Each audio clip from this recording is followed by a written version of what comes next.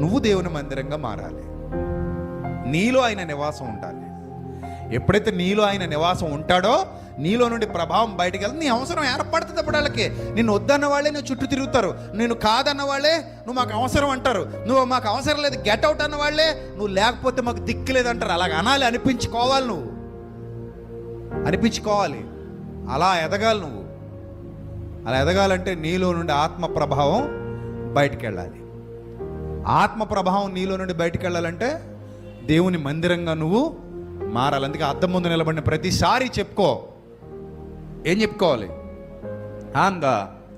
I'm the temple of God. I'm the temple of living God. నేను అద్భుతమైన దేవుని మందిరాన్ని, నేను ఒక అద్భుతమైన దేవుని మందిరాన్ని, నేను ఒక అద్భుతమైన ఆకారాన్ని, నేను ఒక శక్తిని కలిగి ఉన్నాను, ఆత్మశక్తిని.